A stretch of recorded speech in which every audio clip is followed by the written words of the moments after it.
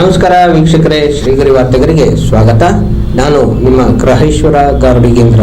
ದಿನಾಂಕ ಜನವರಿ 28, 2026ರಂದು ದಿವ್ಯ ಸಾನ್ನಿಧ್ಯ ನಿಪ್ರಾಸ್ವ ಶ್ರೀ ಚಿದಾನಂದ ಮಹಾಸ್ವಾಮಿಗಳು ಅಧ್ಯಕ್ಷರು, ಶ್ರೀ ನಟರಾಜ ಪ್ರತಿಷ್ಠಾನ ಮೈಸೂರು. ಉದ್ಘಾಟನೆ ಉಪನ್ಯಾಸ ಡಾಕ್ಟರ್ ರವೀಂದ್ರ HN. ಸದಸ್ಯರು ಕರ್ನಾಟಕ ವೈದ್ಯಕೀಯ ಪರಿಷತ್ತು ಬೆಂಗಳೂರು.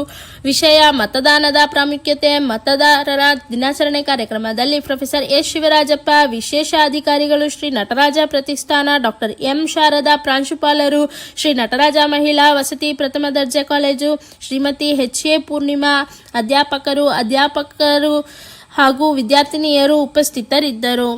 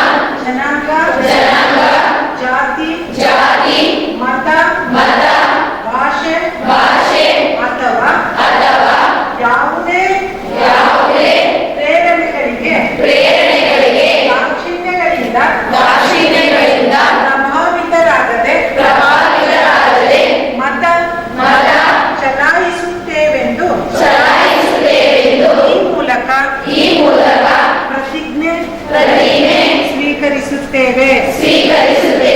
89ನೇ ಇಸ್ವಿ ಆದ್ಮೇಲೆ ಬಂದಂತಹ ರಾಜಕಾರಣಿಗಳಿದಾರಲ್ಲ, 90ನೇ ಇಸ್ವಿಯ ನಂತರ ಬಂದಂತಹ ರಾಜಕಾರಣಿಗಳು ಇವತ್ತಿನ ಪ್ರಜಾತಂತ್ರ ವ್ಯವಸ್ಥೆಗೆ ಅಣಕ ಮಾಡುವಷ್ಟರ ಮಟ್ಟಿಗೆ ಬೆಳ್ಕೊಂಡ್ಬಿಟ್ಟಿದ್ದಾರೆ.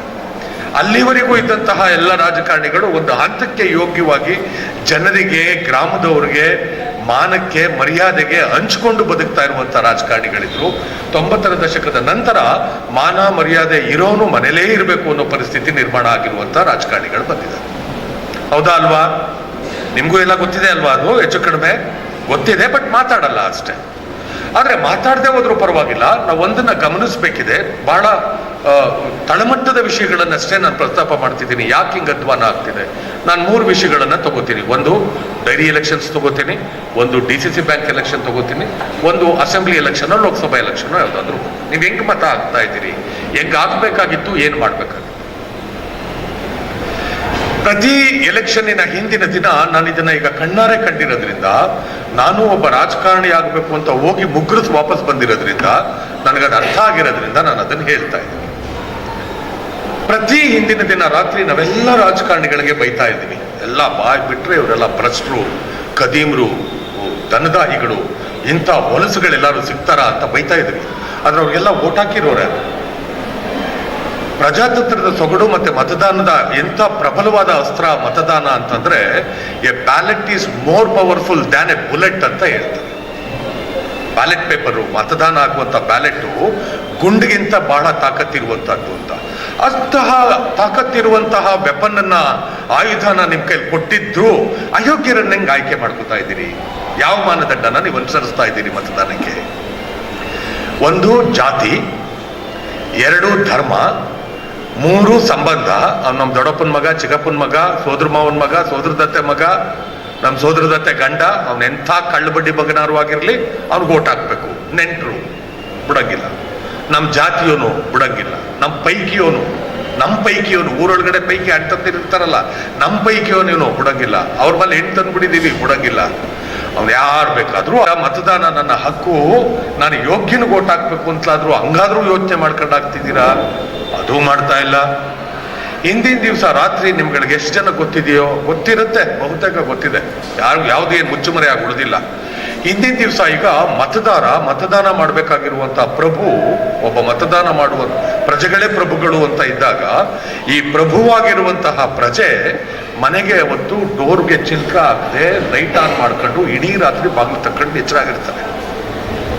ಮುಂಚೆ ಒಬ್ಬನ ಹತ್ರ ದುಡ್ಡು ತಗೊಂಡಿದ್ದೀನಿ ಅಂದ್ರೆ ಅದು ಮರ್ಯಾದೆ ವಿಚಾರ ಅಂತ ನಂಗೆ ಇನ್ನೊಬ್ಬರ ಹತ್ರ ದುಡ್ಡು ಇಸ್ಕೊತಿರ್ಲಿಲ್ಲ. ಈಗ 3 ಜನದ ಹತ್ರನೂ ದುಡ್ಡು ಇಸ್ಕೊತಾರೆ. ಒಬ್ಬ ಚಾಮುಂಡೇಶ್ವರಿ ಫೋಟೋ ತಗೊಂಡೋಯ್ತಾನೆ, ಒಬ್ಬ ಮಂಜುನಾಥ ಸ್ವಾಮಿ ಫೋಟೋ ತಗೊಂಡೋಯ್ತಾನೆ, ಇನ್ನೊಬ್ಬ ಇನ್ಯಾವ್ದಾರು ಇನ್ನೊಂದು ಯಾವ್ದೋ ತಿರುಪತಿ ತಿಮ್ಮಪ್ಪಂದೋ ಯಾರ್ದೋ ಒಬ್ಬಂದು ಒಂದು ಫೋಟೋ ತಗೊಂಡೋಯ್ತಾನೆ. 3 ಫೋಟೋಗಳ ಮೇಲೆ ಈ ಮತದಾರ ಪ್ರಮಾಣ ಮಾಡ್ತಾನೆ, ನಾನು ನಿಮ್ಗೆ ಓಟ್ ಹಾಕ್ತೀನಿ, ನಾನು ನಿಮ್ಗೆ ಓಟ್ ಹಾಕ್ತೀನಿ, ನಾನು ನಿಮ್ಗೆ ಓಟ್ ಹಾಕ್ತೀನಿ. ಯಾರ್ದು ತಪ್ಪು ಇಲ್ಲಿ?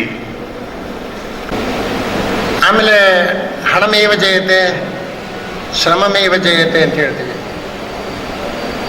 ಈಗ ಏನು ಹೇಳ್ಬೇಕು ನಾವು ಅಂತ ಹೇಳಿದ್ರೆ ಮತದಾನಮೇವ ಜಯತೆ ಅಂತ ಹೇಳ್ಬೇಕು. ಮತ್ತೆ ಮುಂದಿನ ವಾರ್ತೆಗರಿಯಲ್ಲಿ ಭೇಟಿಯಾಗೋಣ. ಶ್ರೀಗರಿ, ನಿಮ್ಮ ಮನದಾಳದ ಗರಿ. ನಮಸ್ಕಾರ. ಶ್ರೀಗರಿ, ನಿಮ್ಮ ಮನದಾಳದ ಗರಿ.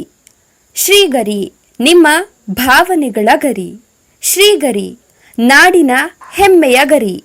ಮನೆ ಮನಗಳ ಗರಿದು ಶ್ರೀಗರಿ, ತನು ಮನ ಧನಗಳ ಗರಿದು ಶ್ರೀಗರಿ, ವಿಶ್ವದ ದೇಶದ ನಾಡಿನ ಗರಿದು ಶ್ರೀಗರಿ.